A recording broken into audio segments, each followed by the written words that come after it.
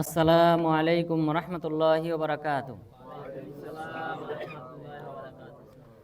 নাহমাদুহু ওয়া নুসাল্লি আলা রাসূলিহিল কারীম, আম্মা বা'দ। ফাআউযু বিল্লাহি মিনাশ শাইতানির রাজীম।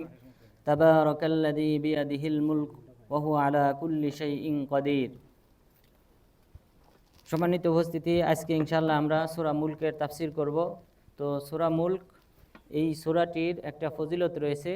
সেই ফজিলতটি হলো, রাসূল সাল্লাল্লাহু আলাইহি ওয়াসাল্লাম বলেছেন, ইন্না সূরাতাম মিন কিতাবিল্লাহি আযজা ওয়া জাল মা হিয়া ইল্লা 30 আয়া শাফাআত লিরাজুলিন হাত্তা গুফিরা লাহ।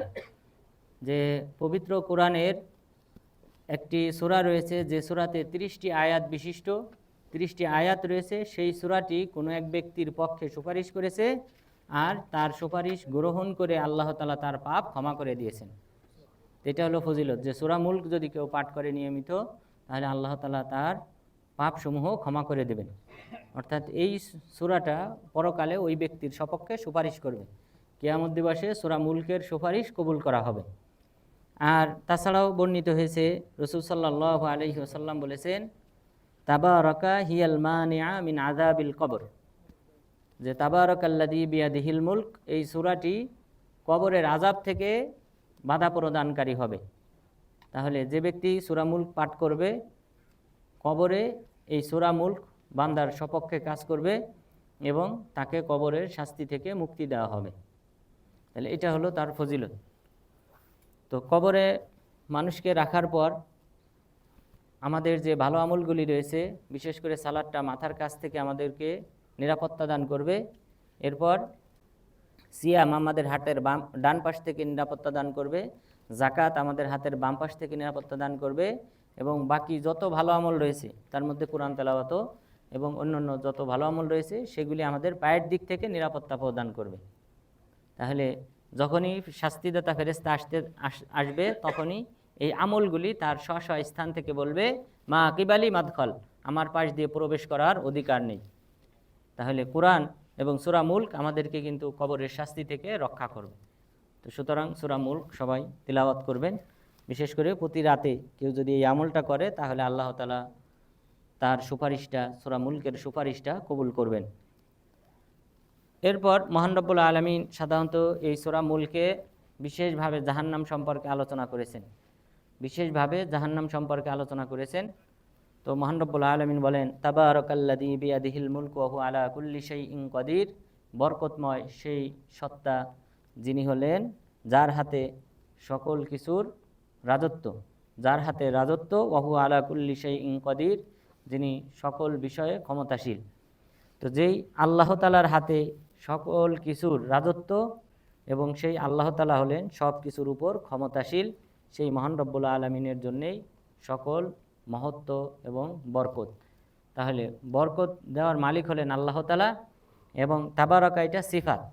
কিছু কিছু আলেম আছে না বুঝে এটাকে নাম হিসেবে আখ্যায়িত করে, এটা আল্লাহ তাআলার নাম না। তাবারাকা মানে বরকতময় হয়েছে। যেমন সুবহানা, যে পূত পবিত্র, আল্লাহ তাআলা পূত পবিত্র, এটা আল্লাহ তাআলার সিফাত। অনুরূপভাবে তাবারাকা, এটা আল্লাহ তাআলার সিফাত, আল্লাহ তাআলার নাম নয়। তো আল্লাহ তাআলা হলেন বরকতময় এবং তার হাতেই সকল কিছুর রাজত্ব এবং তিনি সকল বিষয়ের উপর ক্ষমতাশীল। তো তার হাতেই যেহেতু রাজত্ব, সুতরাং গাউসে আজম যে আকিদা রয়েছে সুফিবাদের, এটা ভ্রান্ত আকিদা। যে তারা মনে করে আল্লাহ তাআলার পক্ষ থেকে পৃথিবীতে কোনো একজন পীর আছে, গাউস আছে, সেই ব্যক্তি পৃথিবীবাসীর রিজিকের ব্যবস্থা করে, নাউজুবিল্লাহ। তো এই ব্যক্তিকে আল্লাহ তাআলার সমকক্ষ মনে করা হয়। এখানে আল্লাহ তাআলা বললেন বিয়াদিহিল মুলক, এই পৃথিবীর আসমান জমিনের সব কিছুর রাজত্ব হলো একমাত্র আল্লাহ তাআলার হাতে। এখানে কোনো গাউস কুতুব, এগুলি মানুষের কাল্পনিক, এগুলি মানুষ নিজেরা সৃষ্টি করেছে, এটার বাস্তবতা নেই। বরং এই আকীদা পোষণ করলে সে ব্যক্তি আল্লাহ তাআলার সাথে শিরিক করলো, এবং যে ব্যক্তি শিরিক করবে, ওমাই ইউশরিক বিল্লাহ ফাকাদ হাররামাল্লাহু আলাইহিল জান্নাহ, আল্লাহ তাআলা তার জন্য জান্নাতকে হারাম করে দেবেন। সুতরাং শিরিক করা থেকে অবশ্যই বিরত থাকতে হবে। এরপর মহান রব্বুল আলামিন আমাদেরকে কেন সৃষ্টি করেছেন সেই উদ্দেশ্য উল্লেখ করেছেন। আল্লাযী খলাকাল মাউতা ওয়াল হায়াতা লিয়াবলুয়াকুম আইয়ুকুম আহসানু আমালা, যিনি সৃষ্টি করেছেন জীবন এবং মরণ, লিয়াবলুয়াকুম আইয়ুকুম আহসানু আমালা, যেন তিনি পরীক্ষা নিতে পারেন তোমাদের মধ্যে কে উত্তম আমল করে। উত্তম আমল করার জন্যে এবং কে খারাপ আমল করে, এই পার্থক্য করার জন্য আল্লাহ তাআলা আমাদের জীবন মরণের ব্যবস্থা করেছেন, যে মৃত্যুবরণ করার পর তাদের এই হিসাব নেওয়া হবে, আর মৃত্যুর আগে তাকে আমল করার সুযোগ দেওয়া হবে। সুতরাং পৃথিবীতে আমরা যে কয়দিন জীবিত আছি, এই কয়টা দিন আল্লাহ তাআলা আমাদেরকে পরীক্ষায় ফেলার জন্য আমাদেরকে এই সময়টা বেঁধে দিয়েছেন। এই সময়ের মধ্যেই আমাদেরকে ভালো আমল করতে হবে, এবং সেই ভালো আমল বর্তমান আমরা এই যে মুহূর্তে এখন পদার্পণ করেছি সেটা মুহররম মাস।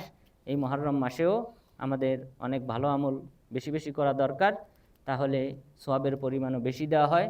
তো সুতরাং আমাদেরকে এই ভালো আমলের প্রতি বেশি গুরুত্ব আরোপ করতে হবে।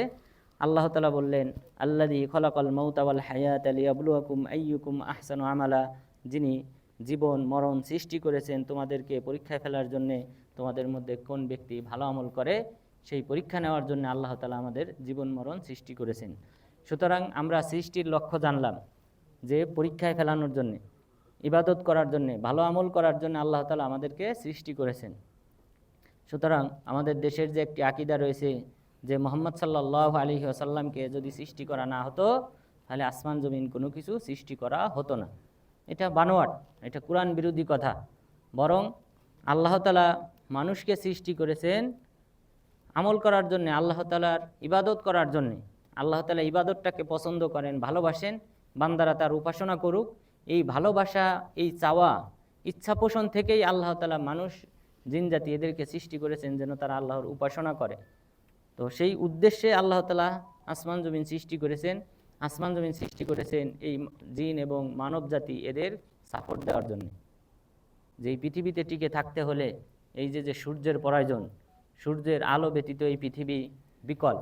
এই পৃথিবী বরফে ঢাকা পড়বে, যেমন অ্যান্টার্কটিকা একটা মহাদেশ, সেখানে সূর্যের আলো না পড়ার কারণে বরফে ঢাকা, সেখানে বসবাস করা সম্ভব না। সূর্যের আলো যদি না থাকতো তাহলে এই পৃথিবীও এরকম বরফে ঢাকা পড়ে যেত। তো আল্লাহ তাআলা পুরো আসমান জমিন সব কিছু সৃষ্টি করেছেন এই মানব এবং সেই সাথে দানব জাতি তথা মানুষ এবং জিন জাতির কল্যাণার্থে, তাদের সাপোর্ট দেওয়ার জন্যে, তারা যেন এই পৃথিবীতে সুন্দরভাবে বসবাস করতে পারে, আল্লাহ তাআলার বিরুদ্ধে তারা যেন কোনো অভিযোগ দাঁড় করাতে না পারে। তাদের খাবারের ব্যবস্থা করেছেন, সব কিছুর ব্যবস্থা করেছেন, শুধুমাত্র তাদের পরীক্ষা নেওয়ার জন্যে, তারা ভালো আমলকারী হয় নাকি খারাপ আমলকারী হয়ে জাহান্নামী হয় সেই বিষয়টা দেখার জন্য। সুতরাং সৃষ্টির লক্ষ্য হলো আল্লাহ তাআলার উপাসনা করা। ওহুয়াল আজিজুল গফুর, তিনি পরাক্রমশালী এবং ক্ষমাকারী। আল্লাযী খলাকা সাবআ সামাওয়াতিন তিবাকা, যিনি 7 আসমান সৃষ্টি করেছেন স্তর বাই স্তরে। অর্থাৎ একটার উপর একটা, একটা বিল্ডিং যদি 7 তলা বিশিষ্ট হয়, নিচতলা, উপরতলা, দ্বিতীয়তলা, তৃতীয়তলা, এইভাবে যে স্টেপ, এই স্টেপ বাই স্টেপ আল্লাহ তাআলা 7টি আসমান সৃষ্টি করেছেন। অর্থাৎ এমন না যে এক আসমান একতলা ডান পাশে, আরেকতলা বাম পাশে, আরেকতলা মিডিলে, এই সিস্টেমে না, বরং একটার উপর আরেকটা। তাহলে প্রথম আসমান, এরপরে দ্বিতীয় আসমান, এরপর তৃতীয় আসমান, এইভাবে স্টেপ বাই স্টেপ ধারাবাহিকভাবে আল্লাহ তাআলা 7টি আসমান সৃষ্টি করেছেন, 7টি আকাশ সৃষ্টি করেছেন, এবং ওয়ামিনাল আরদি মিথলাহুন, অনুরূপভাবে 7টি জমিন সৃষ্টি করেছেন, যেটা অন্য আয়াতে আল্লাহ তাআলা বলেছেন। সুতরাং 7 আসমান 7 জমিন আল্লাহ তাআলা স্টেপ বাই স্টেপ সৃষ্টি করেছেন। মা তারা ফি খলকির রহমান মিন তাফাউত, আপনি আল্লাহ তাআলার এই সৃষ্টিতে কোনো খুঁত পাবেন না, কোনো ভুল ত্রুটি পাবেন না। অর্থাৎ আল্লাহ তাআলার এই সৃষ্টি, এখানে কোনো ত্রুটিপূর্ণ, আল্লাহ তাআলা পরিপূর্ণ সিফাত দিয়ে, গুণাগুণ দিয়ে এই আসমান জমিন আল্লাহ তাআলা সৃষ্টি করেছেন। ফারজিউল বাসারা হাল তারা মিন ফুতুর, আপনি দৃষ্টি ফিরান, এই আসমান জমিনের দিকে দৃষ্টি ফিরান। হাল তারা মিন ফুতুর, আপনি কি সেখানে কোনো ত্রুটি পেয়েছেন? কোনো ত্রুটি নেই।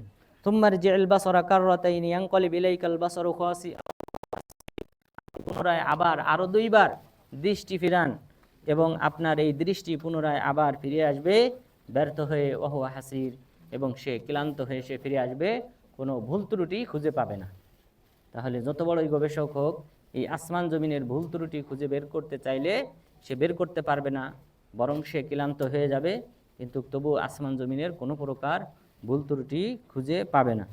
ওয়ালাকাদ যায়্যানাস সামাআদ দুনিয়া বিমাসাবিহা ওয়া জাআলনাহা রুজুমান লিশ-শায়াতিন, এবং আমি প্রথম আসমানকে, পৃথিবীর আসমানকে আমি সুশোভিত করেছি, সুসজ্জিত করেছি বিমাসাবিহা, আলোকবর্তিকা দ্বারা।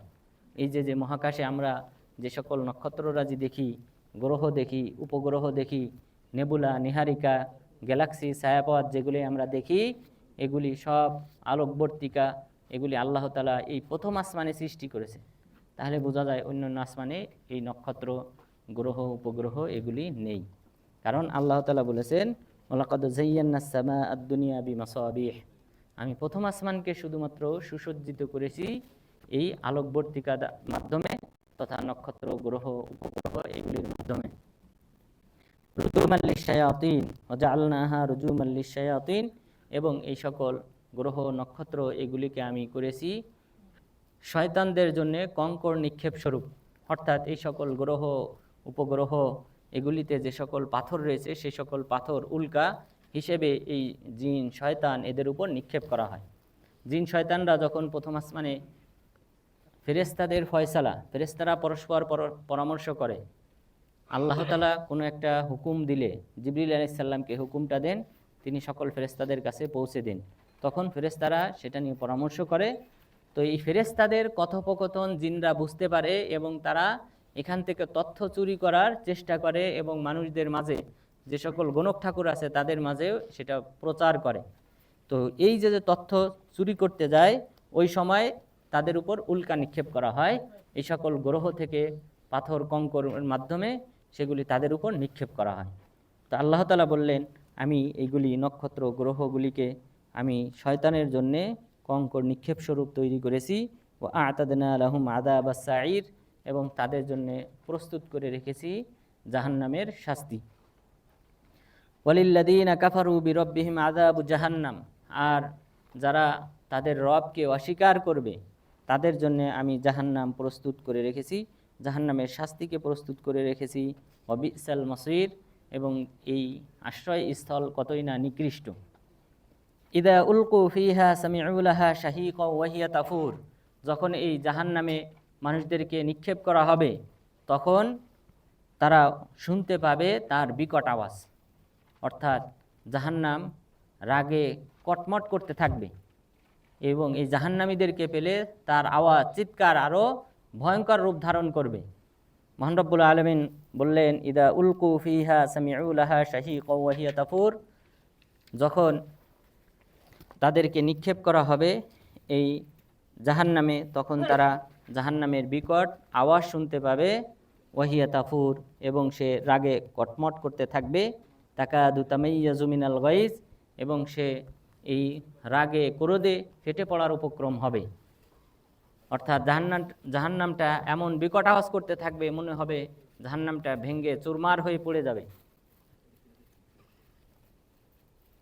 কুল্লামা উলকিয়া ফিহা ফাউজুন সাআলাহুম খাজানাতুহা আলাম ইয়াতিকুম নাদির, এবং যখনই তাদের কোনো একটা দলকে এই জাহান্নামে নিক্ষেপ করা হবে তখন তার প্রহরীরা জিজ্ঞাসা করবেন, আলাম ইয়াতিকুম নাদির, তোমাদের কাছে কি সতর্ককারী আসে নাই?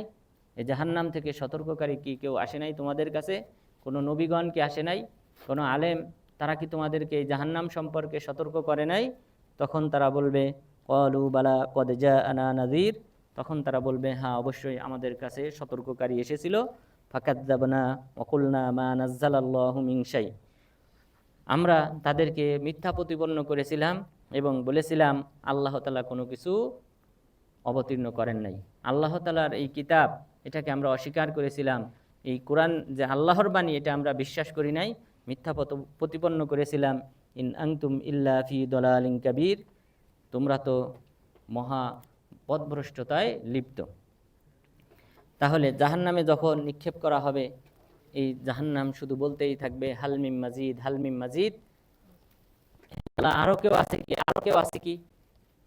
হাত্তা ইয়াদা রব্বুল ইজ্জাতি কদামা ফায়ানজাবি বাযুহা ইলা বায ওয়া তাকুল কতিন কত, যে এই জাহান্নাম সর্বদাই বলতে থাকবে, আল্লাহ আরো কেউ আছে কিনা। এইভাবে বলতে বলতে এক সময় তখন আল্লাহ তাআলা তার পা রাখবেন। পা রাখার পর এই জাহান্নামের উপরের অংশ নিচের অংশের সাথে মিশে যেতে থাকবে এবং বলবে আল্লাহ যথেষ্ট হয়েছে, যথেষ্ট হয়েছে। এইভাবে আল্লাহ তাআলা জাহান্নামকে সান্ত্বনা প্রদান করবেন। জাহান্নাম শান্ত হবে আল্লাহ তাআলার পা রাখার পর। এর পূর্ব পর্যন্ত সে কিন্তু শুধু অন্বেষণ করবে আরও কোনো মানুষ আছে কিনা, আরও কোনো জিন আছে কিনা, যাদেরকে আমার এই ভূগর্ভে, এই গর্তে নিক্ষেপ করা হবে। এভাবে সে আহ্বান করতে থাকবে।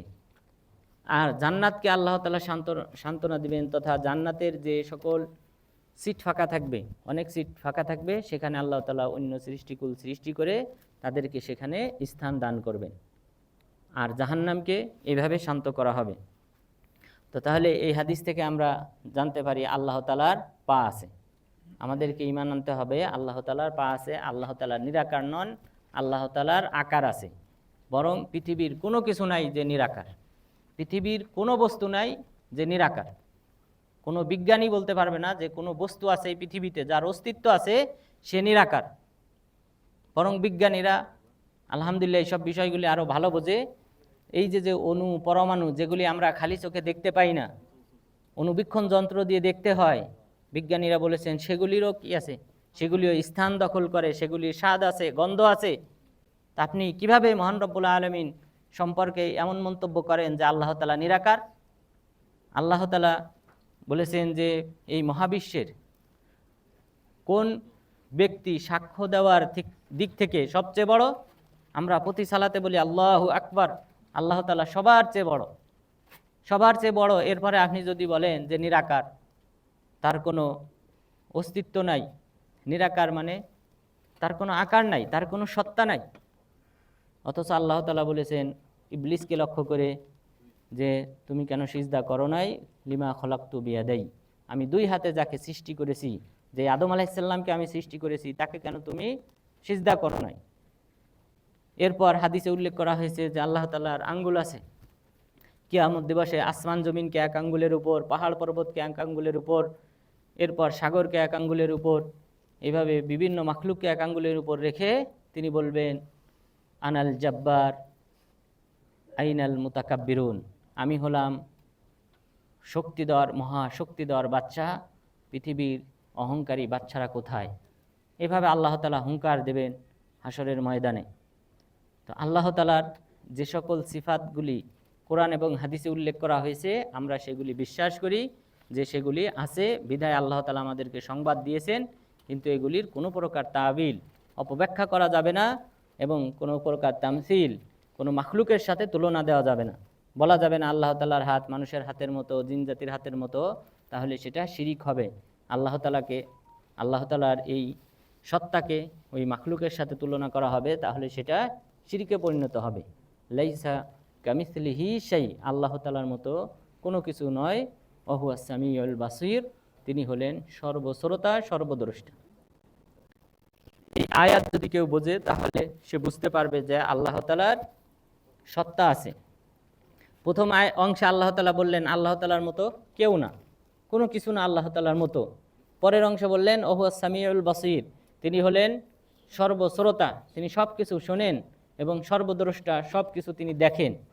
তা আমরা মাখলুকরা, আমরাও তো দেখি। তাহলে কি এখানে তামসিল হয়ে গেল? আমরা কি তাহলে আল্লাহ তাআলার সাথে আমাদের দেখাকে সমান মনে করলাম? যেহেতু আল্লাহ তাআলা নিজে বলেছেন আমি দেখি, আমাদের বিশ্বাস রাখতে হবে যে আল্লাহ তাআলা দেখেন। এরপর আল্লাহ তাআলা বললেন শুনি, সুতরাং আমাদের ঈমান আনতে হবে যে আল্লাহ তাআলা শোনেন। এটা মানুষের ক্ষেত্রেও এই দুই গুণ রয়েছে, মানুষও শোনে, মানুষও দেখে।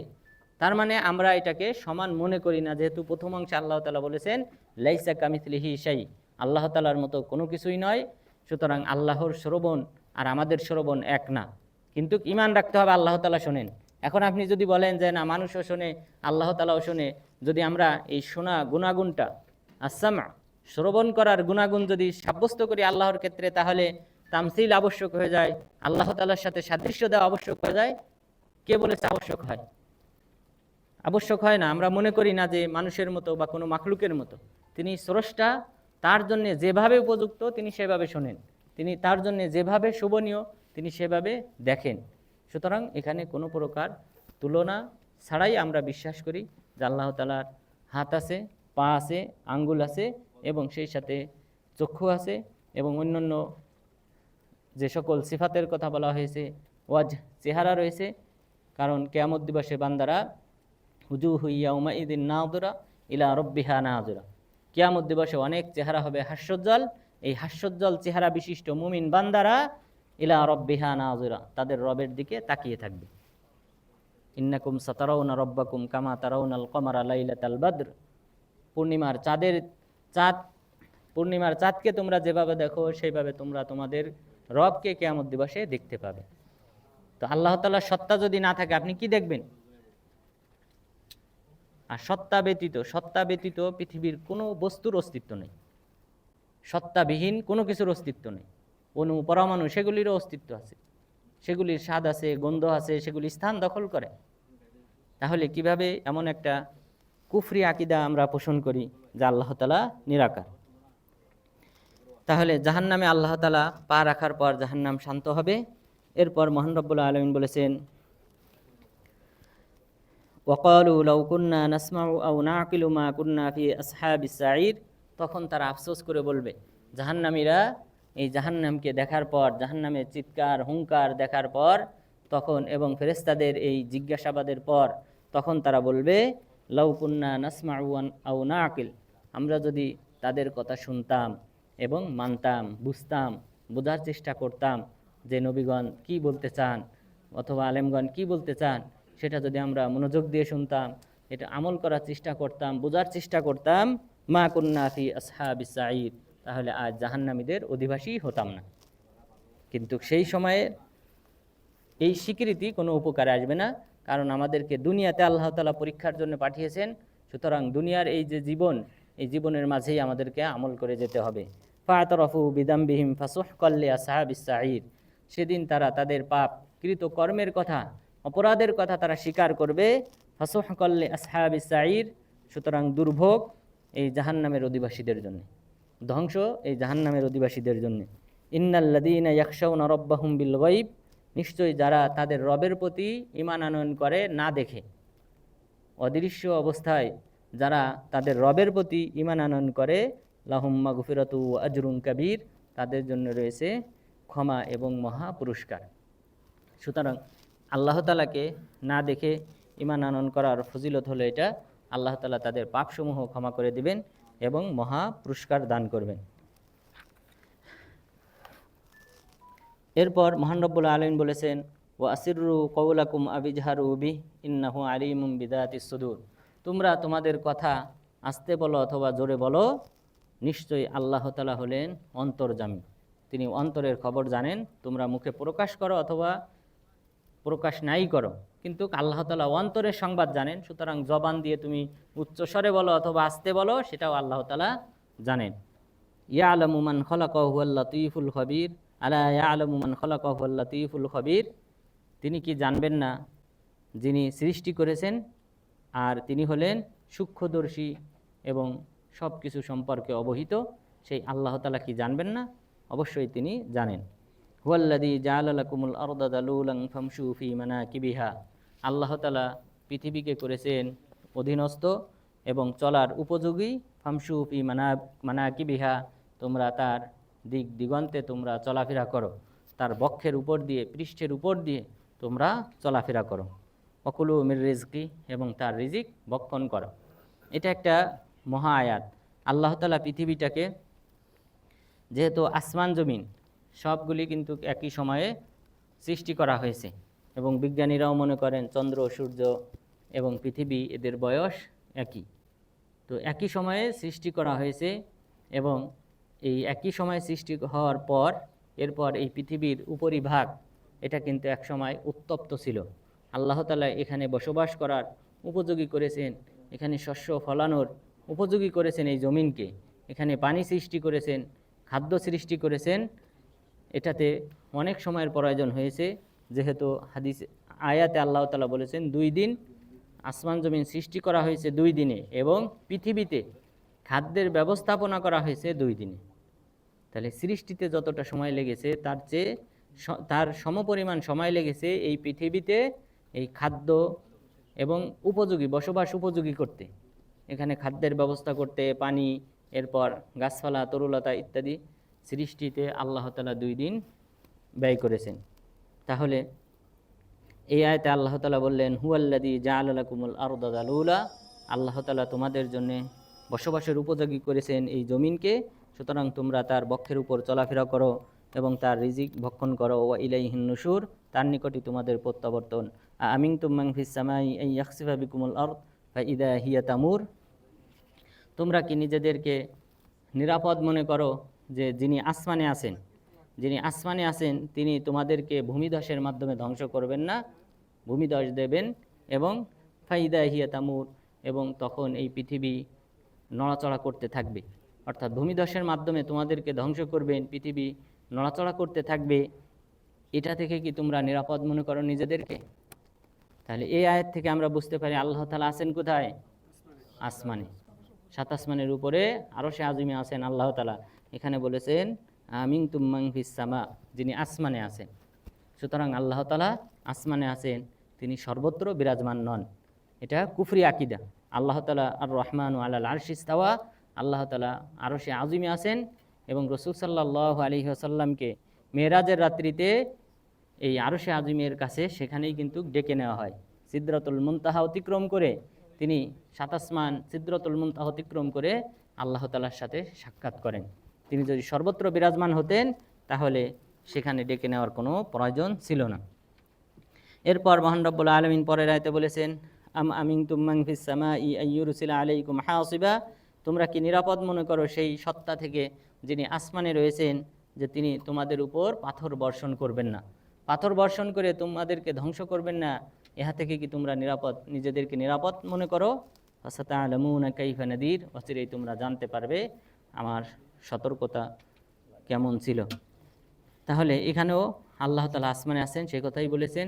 ইমাম আবু হানিফা রাহিমাহুল্লাহ তিনি তার ফিকহুল আকবার গ্রন্থের 132 পৃষ্ঠায় তিনি উল্লেখ করেছেন যে যদি কেউ বলে যে আমি জানি না আল্লাহ তাআলা কোথায় আছে, সে কাফের, কারণ আল্লাহ তাআলা আছেন আসমানে আরশে আজিমে। এরপরে তিনি বললেন কেউ যদি বলে আমি জানি না আল্লাহ তাআলা কি আসমানে আছেন না জমিনে আছেন, তাহলেও সে কাফের, কারণ আল্লাহ তাআলা আছেন আসমানে। সুতরাং আমাদের দেশে যারা এই সর্বত্র বিরাজমানের আকীদা পোষণ করে তারা মাযহাব মানে না, এবং তারা মাযহাব মানে আবু মাতুরিদি ফিরকায়ে বাতিলা, 73টি যে দল হবে মুসলিমদের মধ্যে, সেই 73-এর মধ্যে 72টি হবে ভ্রান্ত দল। সেই ভ্রান্ত দলের একটি দল হলো মাতুরিদিয়া, সেই মাতুরিদিয়াদের আকীদা পোষণকারী। সুতরাং এর সাথে ইমাম আবু হানিফা রাহিমাহুল্লাহ হানাফি মাযহাবের কোনো সম্পর্ক নাই, বরং এই ব্যক্তি হানাফি মাযহাবের মাঝে সে তার প্রভাবটা বিস্তার করেছে। সেই প্রভাব বিস্তার করার কারণে হানাফি মাযহাবের লোকজন এখন এই মাতুরিদিয়া আকীদায় বিশ্বাসী, এবং তারা নির্লজ্জভাবে এখনকার কিছু আলেম তারা নির্লজ্জভাবে নিজেদেরকে পরিচয় দেয় আমরা মাতুরিদি, অথচ 73টি ফিরকা হবে কুল্লুহা ফিন্নার ইল্লা ওয়াহিদা, 73-এর সবাই জাহান্নামী একটি দল ব্যতীত। সেই জাহান্নামী দলের পরিচয় দেয় নিজেদেরকে মাতুরিদিয়া বলে, নাউজুবিল্লাহ। নিজেদের কিছু কিছু আলেম আপনারা দেখবেন তারা নিজেদেরকে মাতুরিদিয়া বলে গর্ব করে। যদি মাতুরিদি আবু মানসুর আল মাতুরিদি সে যদি সঠিক পথের অধিকারী হয়ে থাকে, 333 হিজরিতে তার মৃত্যু হয়, তো সেই ব্যক্তির পূর্বে হানাফি মাযহাবের যে সকল আলেমগণ ছিলেন, আবু হানিফা রাহিমাহুল্লাহ, আবু ইউসুফ, হুজাইল বিন জুফার, তারা কি ভ্রান্তের উপর প্রতিষ্ঠিত ছিলেন? তাহলে বুঝতে হবে এই 4th শতকের ব্যক্তি তারাই ভ্রান্তের উপর প্রতিষ্ঠিত। ইমাম আবু হানিফা রাহিমাহুল্লাহ এবং সেই সাথে হানাফি মাযহাব তারা সত্যের উপর প্রতিষ্ঠিত ছিলেন। এরপর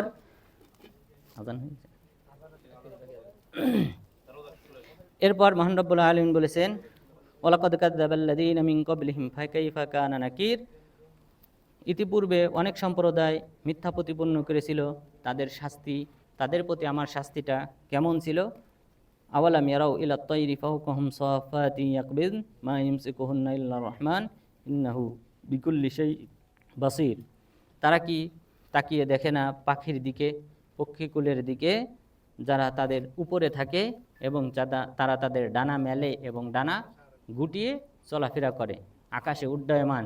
এই পাখিগুলি যে আকাশে উড্ডয়ন করে এবং তাদের পাখা কখনো মেলে আবার বন্ধ করে সংকুচিত করে, মা ইউমসিকুহুন্না ইল্লার রহমান, তাদেরকে একমাত্র এই চলার তৌফিক দান করেছেন আল্লাহ তাআলা।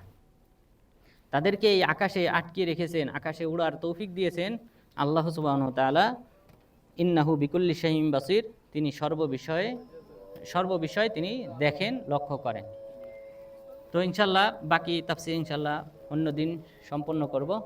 তো সুবহানাকাল্লাহুম্মা বিহামদিকা আশহাদু আল্লা ইলাহা ইল্লা আনতা আস্তাগফিরুকা ওয়া আতুবু ইলাইক।